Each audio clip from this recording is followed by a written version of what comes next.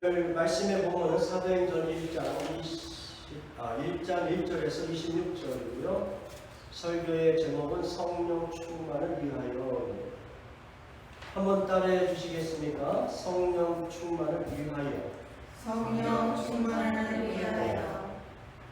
우리가 이 설교 중에 성령께서 우리에게 충만히 임하시기를 간절히 기대하는 그런 마음으로 오늘 하나님의 말씀을 같이 배우고 적용할 수 있기를 바랍니다. 제가 누가복음 강해를 2019년 2월 24일에 첫 번째 강의를 시작해서 그리고 109번째 주에 누가복음 강해를 다 마쳤습니다. 그리고 그 누가복음 그 마지막 장에서 미처 다 다루지 못한 그 이후의 이야기들이 요한복음 21장에 나와 있기 때문에 제가 여러분과 함께 요한복음 21장 1절부터 마지막 절까지 6주에 걸쳐서 같이 설교를 하겠습니다.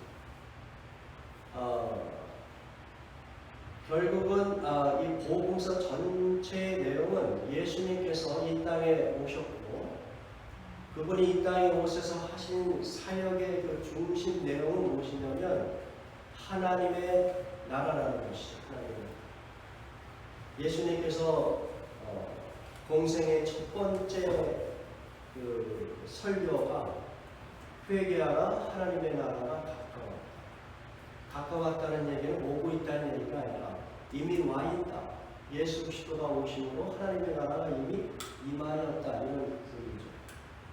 그 임한 하나님의 나라를 사람들이 알기를 원하는 거예요. 유대인이 알기를 원하고 온 땅의 백성들이 다 알기를 원했어요. 그래서 그 하나님의 나라를 아주 열심히 선포하셨습니다. 그리고 십자가에서 죽으셨고 또 부활하셨어요. 그런데 십자가에서 죽으실 때의 제자들은 그 사도로서의 그 사명을 끝까지 지켜내지 못하고 예수님을 배반하고 예수님을 부인까지도 하는 그런 과정을 경험한 것이죠. 그래서 예수님께서 부활 승천하시기 한 40일 동안 오늘 여러분이 읽으신 사도행전에서도 보면 40일 동안 3절에 보면 1장 3절에 보면 예수님께서 40일 동안 제자들에게 보이시며 어떻게 하셨어요? 하나님 나라의 일을 말씀하셨어요. 다시 하면 하나님의 나라가 무엇인지 아직 충분히 이해하지 못하고 있는 제자들에게 40일 동안 하신 내용은 뭐냐면 일단은 그 베드로와 제자들의 어떤 그 낙심하고 절망한 그 상태, 예수님을 배반하고 도망친 그 수치스러움, 또 사명을 다 잃어버린 그러한 상태, 그러한 상태에 있는 제자들을 다시 부르시고 그들을 일으켜 세우는 것이 필요하잖아요. 그래서 요한복음 21장의 내용이 나옵니다. 그래서 베드로와 그 제자들에게 확인하고자 하는 중심 내용은 딱 한 가지예요. 내가 나를 사랑하느냐, 내가 예수님을 사랑하느냐, 이 질문이었어요. 근데 이제 베드로와 제자들은 그 예수님의 질문 앞에 아직은 온전한 대답을 하지 못해요. 예, 그러합니다. 내가 예수님을 사랑합니다. 이렇게 떳떳하게 대답할 수 있는 그런 상태가 아니에요. 그럼에도 불구하고 예수님은 그들을 받으시고 제자로서, 사도로서의 위치를 회복시키십니다. 그게 뭐냐면 내 양을 먹이라는 메시지. 그 부족하고 떨리는 그 응답에도 불구하고 예수님은 그들에게 내 양을 먹이라고 하는 사명을 회복시키십니다. 제자로서 사도로서의 그 위치를 회복시켰습니다. 더 나아가서 예수님께서는 베드로에게 또 제자들에게 어떻게 도전하셨어요? 너는 나를 따라. 다른 사람 비교하지 마. 네? 다른 사람이 뭐 이 세상에서 너와 다른 방식으로 그렇게 잘 나가고 성공하고 사람들의 인정을 받고 그런 거 부러워하지 말고 하나님이 너를 부르신 그 부르심의 목적에 집중하면서 사도면 사도로서의 그 사명에 집중하면서 You must follow me. 너는 나를 따라야 한다. 그러면 이와 같이 이 제자들이 사도의 직분을 회복하고 또 예수님의 길을 따르면서 그들이 증거해야 될 메시지가 무엇이냐? 그것은 무엇이에요? 하나님의 나라에 가는 것이다. 예수님이 말씀하신 것같이 똑같이 하나님의 나라가 이 땅에 임하였으니까 예수 그리스도를 통하여 하나님의 자녀가 되고 하나님의 통치를 받으면서 하나님의 나라를 경험하고 그 나라의 완성을 기다리면서 살아가도록 하는 그런 복음의 메시지를 증거하라고 말씀하고 있는 것입니다. 무슨 이야기입니까? 오늘 본문에 보면 11절에 오늘 설교에 놓게 되어 있나요? 11절 같이 공독합니다. 11절에 가로되 갈릴리 사람들아 어찌하여 서서 설교 노트에 넣네요. 자, 여러분 그 성경을 보면 11절에 가로되 갈릴리 사람들아 어찌하여 서서 하늘을 쳐다보느냐 너희 가운데서 하늘로 올리우신 이 예수는 하늘로 가심을 본 그대로 오시리라. 자, 예수님께서 이 땅에 사시면서 증거하신 하나님의 나라가 이미 임하였지만 아직 그 나라는 임하였지만 온전히 완성된 나라는 아닙니다. 그래서 그 예수님께서 다시 오셔야 되기 때문에 다시 오셔야 되기 때문에 예수님이 다시 오실 때까지 이제 제자들의 사명은 무엇이냐면 하나님의 나라가 임하였다. 그리고 그 나라의 백성대로 백성의 삶을 살아라. 그리고 예수님이 이 땅에 다시 오셔서 그 하나님의 나라가 완성될 것을 소망하면서 살아라. 이런 메시지를 증거하는 그러한 사명을 살라고 말씀하시고 이렇게 승천하시는 그런 내용이 사도행전 1장의 내용을 보시죠. 자, 그렇다면 제자들은 이렇게 분명하게 자기들이 이 땅에서 어떤 삶을 살아야 되는지를 알았어요. 그렇다면 예수님께 막 격려도 받고 또 용서함도 받고 사도의 직분도 회복하고 그리고 막 결심하고 헌신했다고 해서 이 제자들이 하나님의 복음을 하나님의 나라에 대한 이 복음을 강력하게 전파할 수 있을까? 이 질문이 나오는 것이죠. 그 얘기는 오늘날의 우리들에게도 똑같이 적용됩니다. 우리는 예수님을 믿고 예수님을 사랑합니다. 그래서 이 땅에서 하나님의 통치를 받으면서 하나님의 나라를 위하여 살기를 원해요. 모두 다 그런 마음을 갖고 있어요. 성도라면.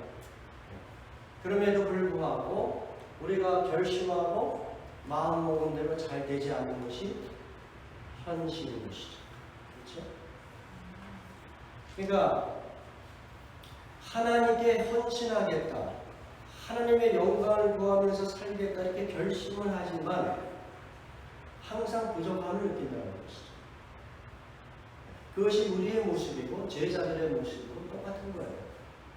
그렇기 때문에 예수님께서 이 부족함을 채우기 위하여 누구를 보내시냐면 성령을 보내시겠다고 약속하고 계시는 것이죠. 그 말씀이 1장 4절 5절이에요. 여러분 같이 공부합니다. 시작. 사도와 함께 모이사 그들에게 분부하여 이르시되 예루살렘을 떠나지 말고 내게서 들은 바 아버지께서 약속하신 것을 기다리라. 요한은 물로 침례를 베풀었으나 너희는 연락이 못되어 성령으로 침례를 받으리라. 그러니까 예수님이 이 약속을 하시고 이제 부활 승천하세요. 그리고 부활 승천함과 동시에 성령이 임하시는 것이 아니라 성령이 임할 때까지 기다리라고 이렇게 말씀하셨어요. 그리고 그 성령이 임하면 이 제자들이 또 하나님의 백성들이 능력을 입어서 땅끝까지 예수 그리스도의 증인, 하나님 나라를 전파하는 증인의 삶을 살 수 있을 것이다. 이렇게 예수님께서 약속하십니다. 그것이 사도행전 1장 8절입니다. 같이 보겠습니다. 오직 성령이 너희에게 임하시면 너희가 권능을 받고 예루살렘과 온 유대와 사마리아와 땅끝까지 이르러 내 증인이 되리라 하시니라. 이렇게 되어 있죠. 그래서 이 제자들이 이제 그 2장에서 보면은 성령이 충만하게 임하시는 것을 실제로 경험하고 그리고 예수님의 약속하신 대로 하나님 나라의 증인, 예수 그리스도의 증인된 그러한 삶을 살게 되는 것을 사도행전 전체를 통하여 우리가 알 수가 있습니다. 그렇게 변화된 모습을 잘 표현하는 단어들이죠. 그것들을 우리가 한번 같이 살펴봅니다. 설계 노트에 보면 사도행전 2장 32절 같이 읽어봅니다. 시작. 이 예수를 하나님이 살리신지라 우리가 다 이의 증인이라. 제자들이 수천 명의 유대인들 앞에서 그렇게 담대하게 예수 그리스도가 메시아고 하나님의 아들이라는 것, 그분의 죽음과 부활 또 다시 오심에 대하여 강력하게 증거하는 그러한 내용을 한마디로 표현하는 것이면 이 일의 증인이다. 이런 단어. 자, 사도행전 3장 15절도 마찬가지. 같이 읽어봅니다. 시작. 생명의 주를 죽여도다. 그러나 하나님이 죽은 자 가운데서 그를 살리셨으니 우리가 이 일의 증인이다. 한마디로 이 제자들의 삶이 성령이 임하심으로 어떻게 변화가 되면 증인된 삶으로 변화됩니다. 그래서 증인이라고 하는 것은 영어 성경에서 위트니스라고 되어 있지만 사실은 언어적으로는 마르티스라고 하는 헬라어를 사용했고 그 단어와 가장 가까운 영어는 마터예요. 마터. 순교자라는 뜻이에요. 순교자. 그렇죠? 단순히 우리가 정말 안전한 가운데서 뭐랄까요? 사람들에게 어떤 압박도 받지 않으면서 그렇게 위트니스하는 것이 아니라 이 증이라는 단어는 자기의 생명을 담보로 걸고, 그렇죠? 이 증인이 되면은 생명을 잃을 수도 있는 거예요. 제자들은 실제로 이 증인이 되었기 때문에, 예수 그리스도의 증인, 하나님 나라의 증인이 되었기 때문에 실제로 제자들은 어떻게 해요? 사도 요한을 빼놓고 다 순교자가 된 것이죠. 그러니까 이 단어는 매우 파워풀한 단어, 매우 리스키한 단어.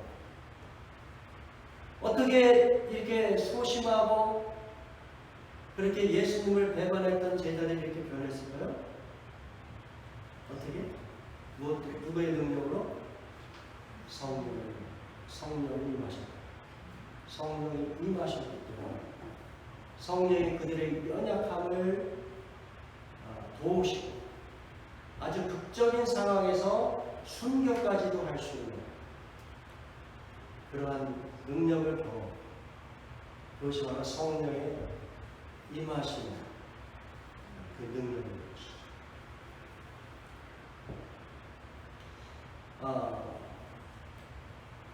오늘날의 성도들은 어떻습니까?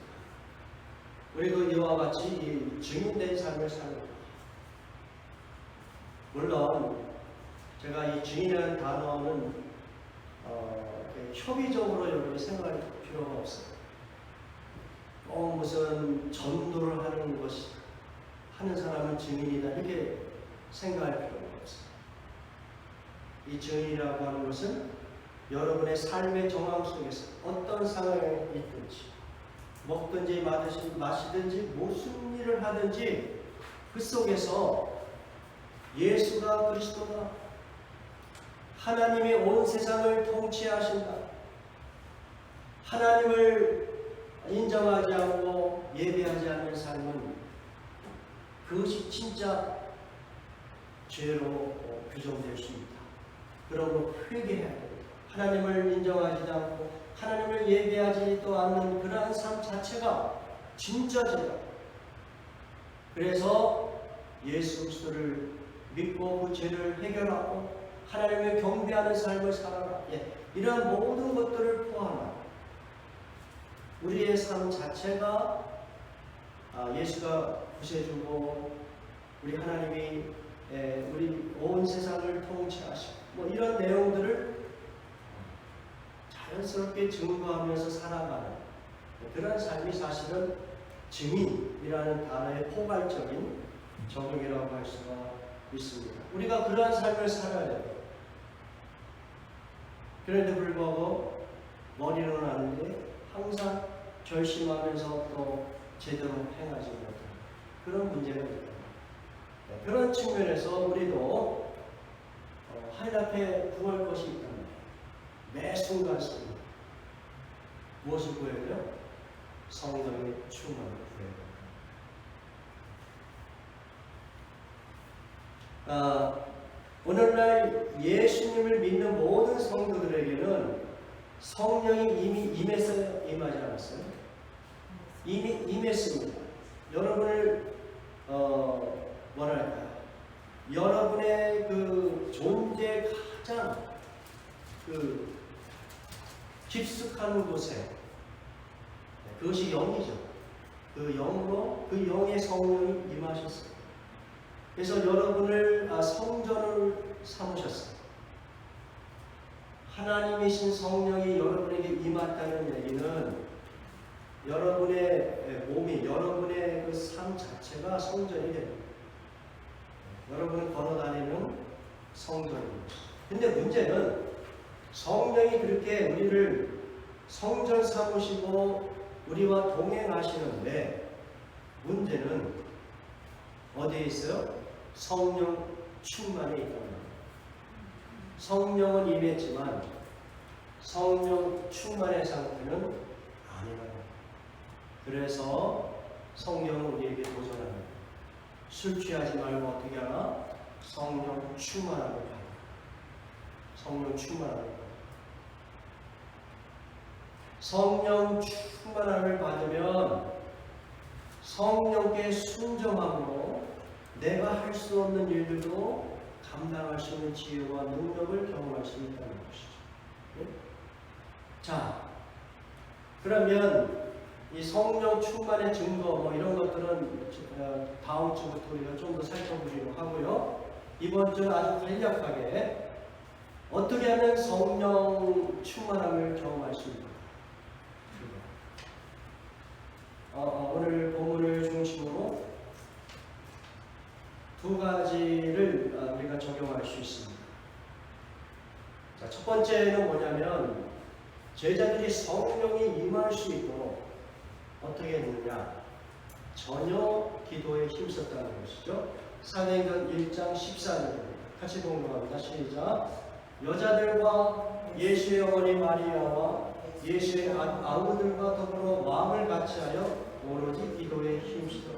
예수님께서 승천하시기 전에 너희는 예루살렘에 머물리면서 성령이 임할 때까지 기다립니다. 이 제자들은 성령이 임하기를 오늘날 우리 성도들에게는 그것이 뭐예요? 성령 충만하도록 그 얘기와 같은 거예요. 성령이 임하도록 기다렸다는 거예요. 그냥 기다리지 않고 어떻게 해요? 마음을 같이하여 오로지 기도에 힘썼다는 것이죠.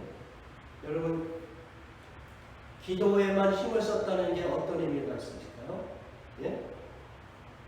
성령은 여러분 내부에서 여러분 마음에서 만들어지지 않는다.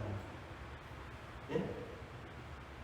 저는 이것이 바로 이 불교 같은 자기 수양을 강조하는 그런 종교와의 엄청난 차이라고 생각합니다.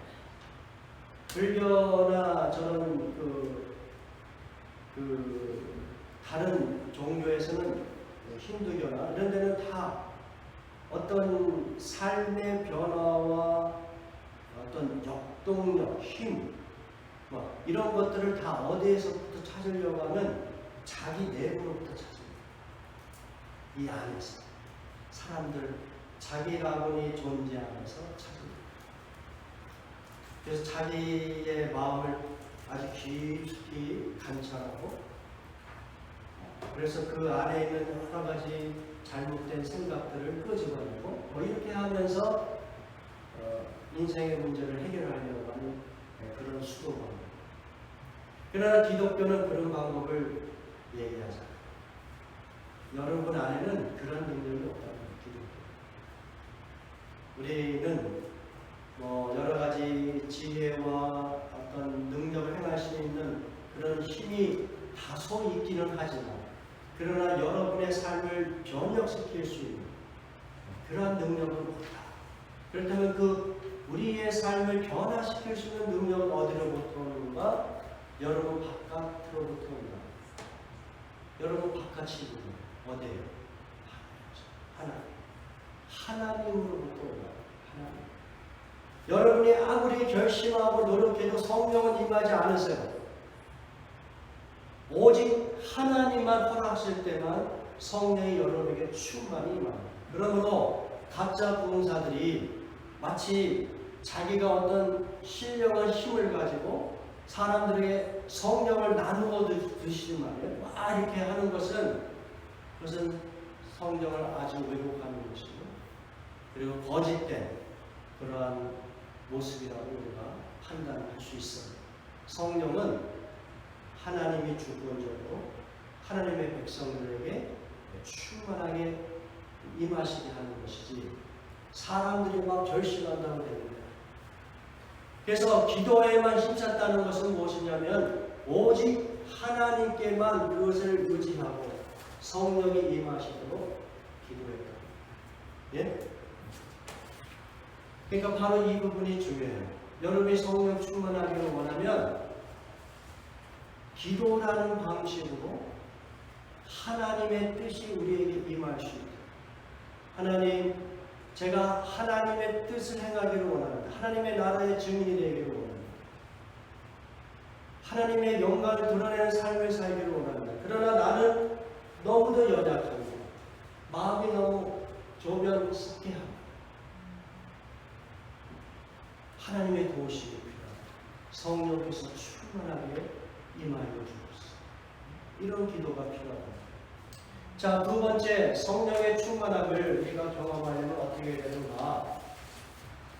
이 사도들의 경우에는 어떤 일을 했냐면 새로운 일꾼을 뽑았다는 거예요. 이게 어떤 의미가 있느냐? 여러분이 아시는 바와 같이 가룟 유다가 예수님의 제자로서의 그 직책을 버리고 오히려 예수님을 배반했잖아요. 그래서 12사도 중에 한 명이 비어있다. 가룟 유다를 대체할 수 있는 새로운 한 명의 사도를 제게 뽑아서 마띠아라고 하는 사도를 임명하는 장면이 나옵니다. 그러면서 이 마띠아를 뽑는 그런 과정 속에서 사도들이 하나님 앞에 이렇게 기도해요. 이것을 한번 같이 공독합니다. 사도행전 1장 25절 같이 공독합니다. 시작. 봉사와 및 사도의 직무를 대신할 자인지를 보이시옵소서. 유다는 이 직무를 버리고 제 곳으로 간다이다. 자, 이게 무슨 이야기냐면 유다는 이 직무를 버리고 라고 했을 때 이 버린다 라는 이 언어적인 의미는 파라바이노 라는 단어를 사용했는데 명령을 거스린다 이런 뜻이 있어요. violate, 명령을 거스린다. 다시 이야기하면 예수 공동체, 그 예수님의 제자라고 하는 12명의 공동체 중에 한 명이 예수님의 제자로서의 사명을 거역하고 오히려 예수님을 팔아버리는 그 죄가 있다는 거예요. 네?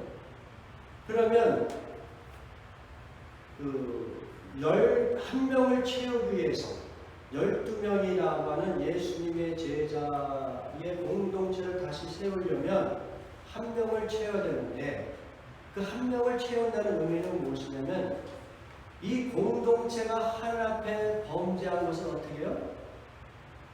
회개하는 것이죠. 그렇죠? 하나님 앞에 불순종한 것을 회개하고 다시 정비해서 하나님께 순종하는 공동체로 우리가 결심합니다. 이런 뜻이 여기에 담겨 있는 것이죠. 그렇죠? 네. 그래서 공동체에 성령의 충만이 임하려면 바로 이런 일들이 필요합니다. 우리 안에 하나님의 충만하신 역사가 부족합니까? 그러면 거기에 어떤 하나님께 불순종한 그 부분이 있을 것이란 말이에요. 그 부분에 대하여 하나님 앞에 회개하면서 그것을 정비하면서 하나님께 순종하고자 합니다. 그러한 과정이 있어야지 성령이 충만히 임하시죠. 왜요? 성령은 하나님이시죠. 불순종하고 하나님을 거역하는 곳에 임하지 않아요. 오히려 그런 곳에는 어떤 영이 임해요? 악한 영이 임하는 거야. 마귀가 임하는 거야. 하나님께 순종하는 곳에 성령이 임하시는 거예요. 그렇죠? 그 공동체에 그런 역사가 일어나는 것이고 각 개인에게도 똑같은 거예요. 여러분이 각 개인적으로 성령이 충만하여 하나님께 순종하는 삶을 살기를 원한다면 자기 자신을 돌아보고 하나님을 거역한 죄가 무엇입니까? 회개할 죄가 무엇입니까? 하나님이 나에게 허락하신 시간을 내가 어떻게 사용하고 있는가? 재능을 어떻게 사용하고 있는가?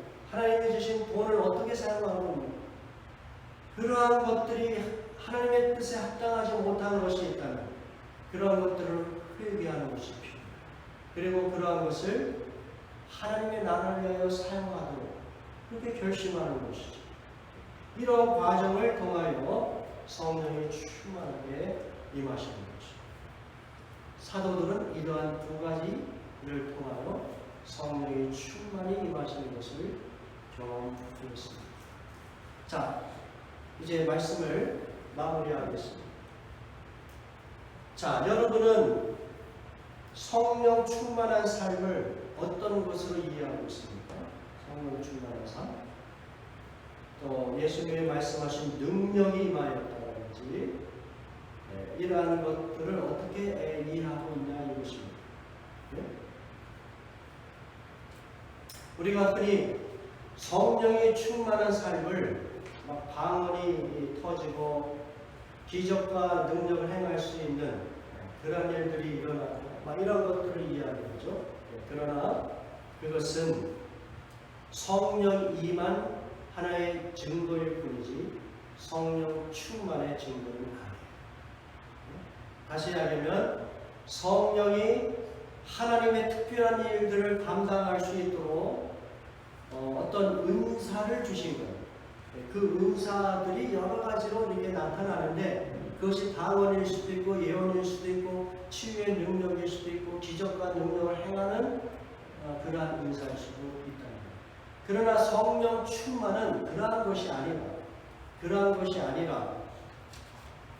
성령 충만은 하나님의 은사와 관계없이 하나님의 뜻에 순종하는 상태를 성령 충만이라고 합니다. 왜냐하면 성령은 뭐예요? 하나님이시다.